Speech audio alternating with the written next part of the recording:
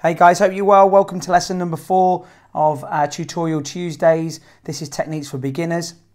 If you cast your mind back, lesson 3, we started really developing the values in this sphere. So what I've just done is I've just tidied this up slightly using my kneaded eraser, as you can see here. And I'm still using the same piece of paper with the light direction coming in from this right hand corner. So we're going to do two things today. I'm just going to show you how to start adding a shadow and just talk through a little bit about cast shadows. And also we're going to do one more exercise where we're actually going to draw a barrel shape or a sort of cylindrical shape. And I just want to talk about details becoming darker as well as just the actual object itself. So I'm starting with this HB pencil, obviously just so that you can see this on the video itself. But if I've got the light direction coming in from this top right, the cast shadow is going to be over towards this left hand side here. So I'm just loosely going to get this sort of elongated sort of oval shape. It's not going to be completely round because we've got the light coming in from this angle. Now I'm using an HB pencil for this. I would, like I said in the last video or two, I'd start with a 2H pencil, but just for the video itself, just so that it shows up on the video, I'm going in with an HB. So whenever we're drawing a cast shadow, wherever the object is touching, in this case it would be the ground, this area here is going to be my darkest area, so underneath here, and we're going to gradually fade out. So using my tapered stroke, I'm just going to start filling in the area closest to where this sphere is touching the table or the floor, whatever it may be. I hope you've all been practicing. I've seen a lot of your work over on the Facebook group. If you're new to this channel, don't forget we have got a Facebook group. It's called Tutorial Tuesdays Beginners to Pro. If you request to join that, I'll accept it. And what I want from that group, and it's really starting to take off actually, is I just want to try and teach you step by step. So I'm going to be posting the videos that I'm doing here, obviously on the YouTube channel, but I'm going to also put them up on the Facebook page as well. And I just want people to share what they've been doing, see how their homework's going, but also share some of their work, some of their experiences. I want to try and make it a community where people aren't afraid to make mistakes. I'm a member of a lot of Facebook groups, artist Facebook groups, and there's a lot of negativity on there, people laughing at one another's artwork, and beginners not daring to show their work for fear of people, you know, making fun of them. So I want it to be a community where first and foremost we're all learning to draw, and I'm going to teach you, like I've said, a lot of the things that I've learned over the last 3 years. I've made a lot of mistakes, I've spent money on online courses and whatnot, so I just wanted to have a go at teaching you guys some of the things that I've learned.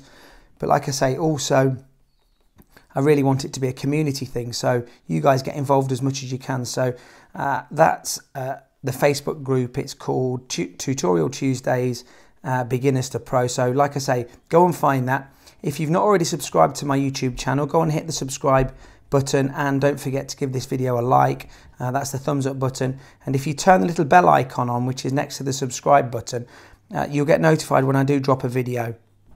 So I'm doing these tutorials on Tuesdays. I'm also doing scribble arts on a Sunday, and there'll be various different bits and pieces of art and tutorials going up on there as well. So get involved. Don't forget that's Artistic Nick, that's Artistic N1K. So as you can see, I'm just starting to fill in this shadow now. I'm still using my tapered stroke. I know some of you posted on the Facebook group that you were struggling with the tapered stroke a little bit. You were finding that you weren't able to get a smooth coverage. Now, one of the things that I will obviously keep mentioning as we go through all of these step-by-step tutorials, these real-time tutorials, is that you will get a nice coverage once you start laying down the softer pencils. So when we're going in with the harder pencils, the 2H and the 4H pencils, what we're really doing is we're just conditioning the paper. We're filling in the tooth of the paper, which is, if we were to look under a microscope at a side view of the paper or a cross section of the paper, you're going to get lots of these little pits and holes and divots in the paper. And that's what shows through. If you go in with a 2B pencil straight away, you start to get this grainy look, which isn't always what we want, particularly if we're trying to do a realistic portrait. So what we do is we start filling out with the 4H or the 2H pencil, one of your harder leads. We start filling out the tooth of the paper. Obviously, like I've said, in this instance, I'm using an HB pencil initially to start with, just for the video, just so that you can see it, because quite often the 4H pencil or the 2H pencil, they don't always show up brilliantly on video. As the video is compressed and uploaded to YouTube, you do start to lose a little bit of the detail, particularly with the 4H pencils. Now, as I've said in previous videos, don't be afraid to turn the paper around. And I'm working from this darkest area here. Right underneath here is going to be the very darkest values, but we're going to achieve those in a little while once I've started to lay this initial foundation down with the HB pencil. I hope you're all doing well. It's really great hearing from you on the Facebook page. Don't be afraid to share it. Let's get people of all levels on there. I mean, there's some fantastic artists already starting to post some of their work on there. So yeah, continue to do that. I'm absolutely fine with all of that, as long as it's sort of artwork that we can share and look at and comment on. I don't want anybody being mean to one another, because that's not how we develop. We were all beginners at one stage. And like I was saying last week or so in some of the comments on there, that we're all still learning. It's fascinating how we can still learn so much from one another, even when we feel that we are accomplished artists and we're possibly selling our work. There's still so much to learn. So I'm going to start to come in now with a 2B pencil, making sure that they're nice and sharp. We don't want a dull pencil, and that means that you've been pressing on possibly too hard, or you've not been turning your pencil. I discussed in previous videos that if you hold your pencil at an angle and you're making these tapered strokes, and if you haven't watched lesson 1 yet, I really would recommend you going and doing that. You'll be able to find all of the lessons in a convenient playlist over on the YouTube channel, but if this is the first video that you've seen, the first time you've come to the channel, then I really would recommend going through the first couple of lessons. I can remember when I started my online drawing courses and whatnot, I really wanted to just dive into the portraits and see how the tutors were drawing the portraits and whatnot, but I missed out vital information, and it made life more difficult for me. And then I remember I'd been drawing for a couple of months, and I just went back to the start, went back to the original videos and just saw if there was anything that I'd missed out, and I definitely found that there was. So this is called a tapered stroke. The way that I learned to draw was without using any blending stumps or any tissue paper cotton buds. Initially I did blend just from watching various YouTube videos, but when I did a couple of online courses, I felt that this was a really nice way to learn how to draw. And then from that, if I ever do need to use something to blend, or I want to do something slightly quicker, I will do it. But the beauty with this is I'm in full control. If I want to take away some of the value, then I can do. If I want to add value, I can do very easily, and I'm not damaging the tooth of the paper. So just working around this edge, turning the paper, laying down these strokes. So this 2B pencil is a fairly soft pencil, it's not the softest. We're getting a nice value where the ball itself, like we say, is touching the floor. And like anything, when we're drawing, when we want some sort of realism there, we want the tones and the values to decrease as we get further away from the darkest areas. So wherever the light source is, it's touching here, going away from that, sort of radiating out, we've got the lighter values. I'm going to come back in with my HB pencil now. I'm going to go over, still working in the darkest areas. And what we're doing is we're layering the graphite. There's a member on the group called Cheryl, and I've known Cheryl now for a couple of years from various art groups and whatnot. I've offered her some advice at times, but she's a very well accomplished artist now. And she mentioned a really good way of thinking about these tapered strokes. And she was saying, if you've ever done any baking and you are whisking or folding over the egg whites, I think she said, where we're turning it over and over and over, that's almost the stroke that we're making. I like to think of it like an aeroplane coming into land and taking off again. Tapered strokes are very easy to blend. We don't have harsh lines at either end. We're not damaging the tooth of the paper. And like I say, it's very easy to take value off. Now, what I'm going to do is I'm going to come in with a slightly darker pencil here, because I just want to define this edge before I lose it. And what you'll notice as we go through some of the portraits and some of the later tutorials, we're always going to be working and reinforcing the darkest areas, because it's very easy to lose where we are and have mid values everywhere and lose the darker values. There's been already a lot of comments over on the Facebook page from people saying that initially they were always very scared to go dark, really worried about ruining their drawing because they were going too dark. And I can remember being in exactly that situation. What I've found as I've improved with my drawings is you can't really ruin a drawing by going too dark, as long as you've not gone too dark over the entire picture. So one of the most important things for trying to create any type of realism, whether that's hyper-realism or just, you know, a realistic cartoon, is we're trying to gain contrast.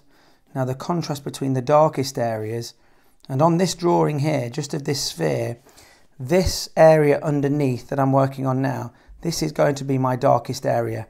It's the place where the light can't get to, as the light's coming across here. So I'm going to just keep reinforcing that. So I'm using my 4B pencil at the moment, and I'm layering over the top of what we've already got there, which is the HB and the 2B pencil. And I'm just going to fade it out, keeping moving. But now you can see that we've defined the edge of that sphere now, and we've got that darkest point. So what I do like to use, just to spread some of the value around and just smoothen things out a little bit, is a soft brush. You can use a makeup brush. I got this from an art shop a couple of years ago. It's a 2-inch brush. It's a very soft brush, but like I say, a makeup brush will do absolutely fine. And then I'm just going to start coming out now into the lighter areas with my HB pencil. And I'm going to fade out into possibly a 2H into the very edges over here.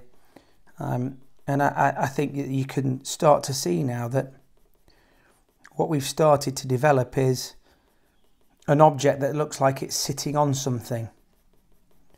As soon as you start to add shadows into any of your drawings, it just changes the look of it and adds that realistic dimension to it.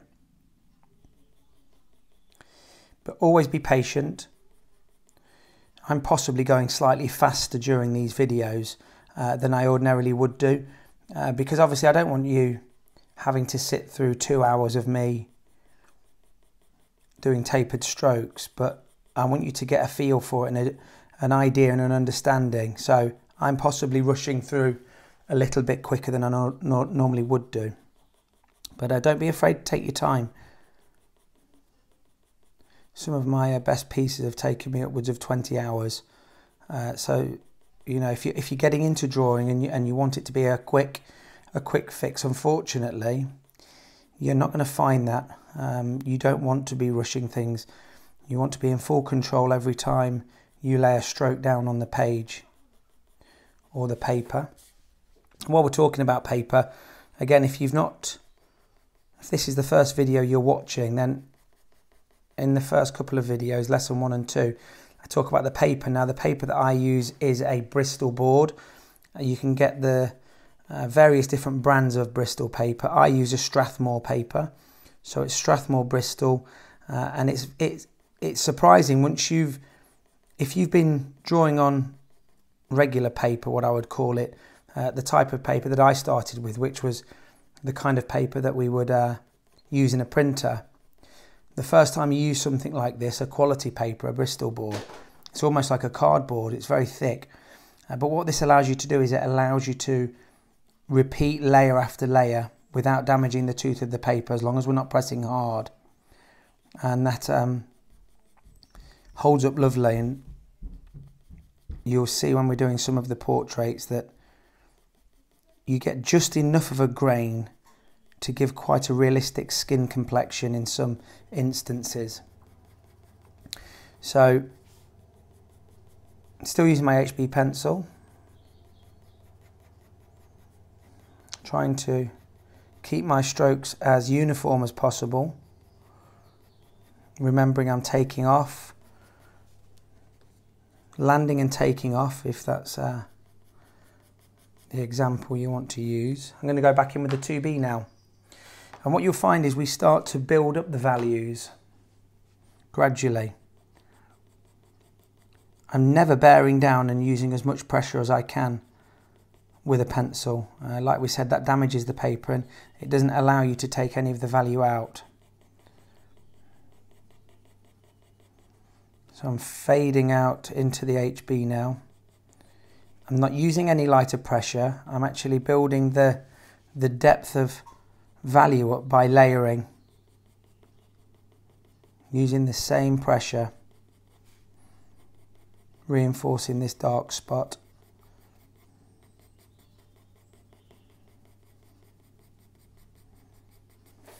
Not being scared to go dark in certain areas. And this tapered stroke is almost a cross hatching.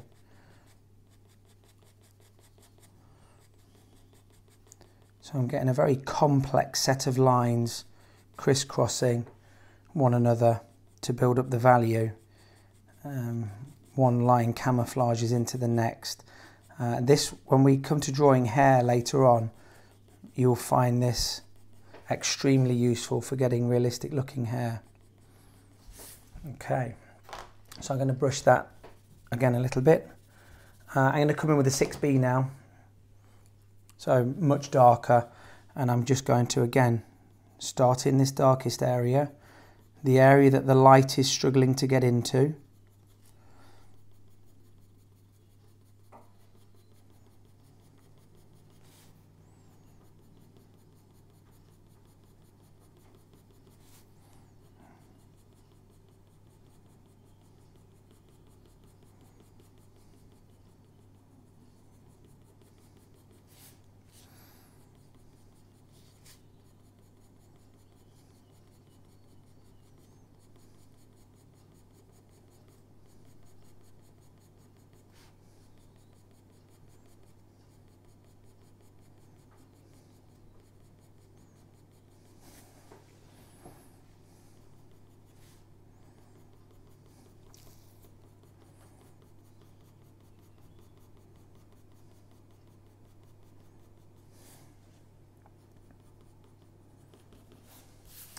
How's that looking?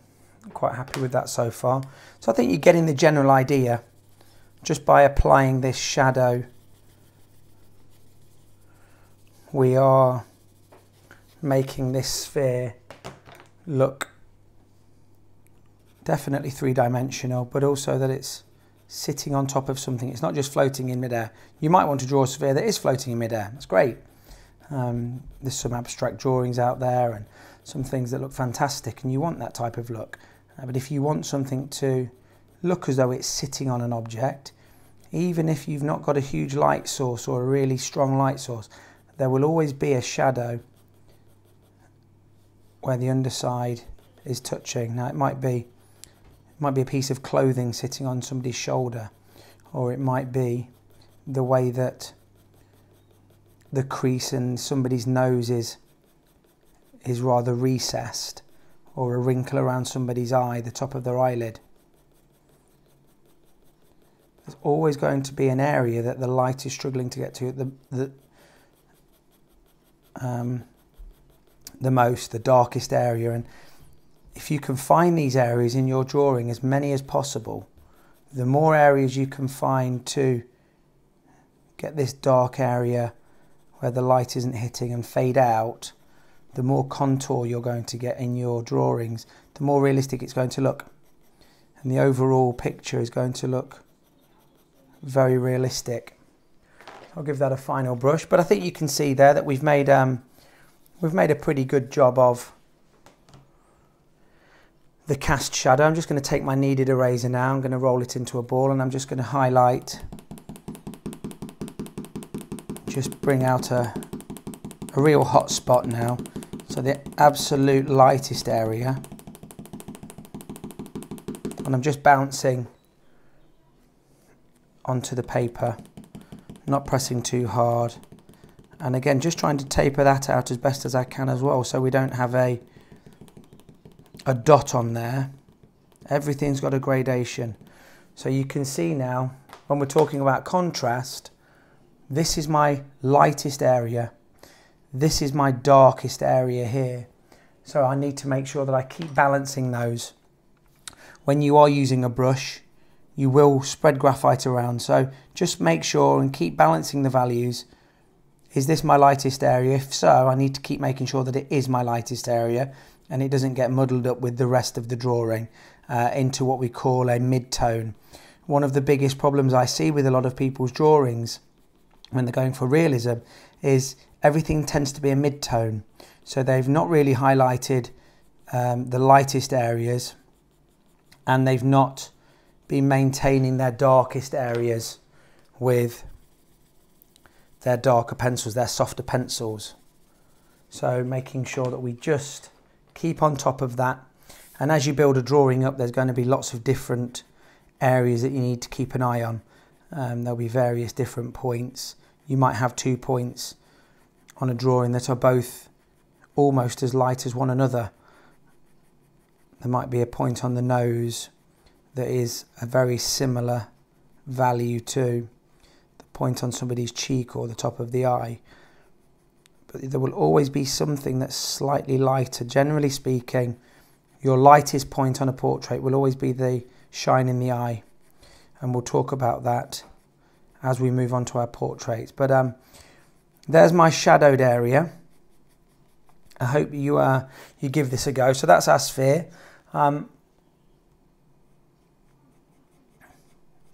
Again, I could spend another 2 hours on this with ease. There was I can remember early in my drawing career, I don't call it a career, but my journey, my drawing journey, my art journey. I can always remember one artist saying that art's never completed, it's just abandoned. And I didn't really understand what that meant, but there comes a point when you're drawing that you have to just stop. You could always tweak, take out a darker pencil and just highlight an area with your kneaded eraser or whatever it may be. So there comes a point where you have to say enough's enough, I'm happy with how it is, and I'm sure you'll get to understand that as these tutorials gain a bit of momentum.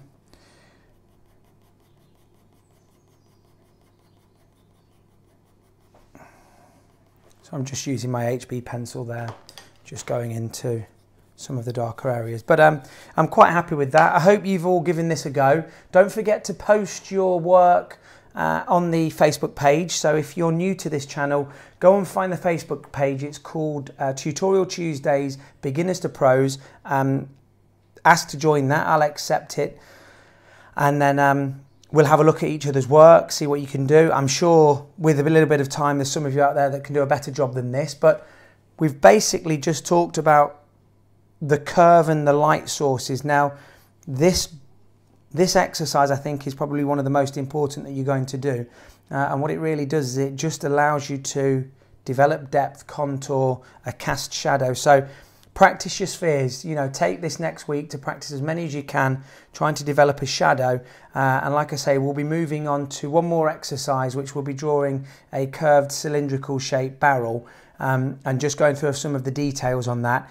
And then we're going to start with our first portrait. So there's a couple of pictures on the Facebook page of two babies. There was two pictures. I put one on the left, one on the right. The one on the left has had the most votes. There's better contrast in there. The baby's eyes are closed, and I know some of you want to do some eyes, but I wanted to start drawing some eyes separately. So we'll be doing that in later videos, later tutorials. But give this a go. Let me know what you think. Don't be shy to post your work. Don't forget to give this video a thumbs up and a like and a comment. If you've got something that you'd like to cover in later videos, then don't hesitate to ask me. But thank you so much for watching. I'll see you guys in the next video, but stay in touch over on the Facebook page. Thanks a lot. Hit subscribe, smack the notifications button, follow me on Facebook, Instagram and Twitter.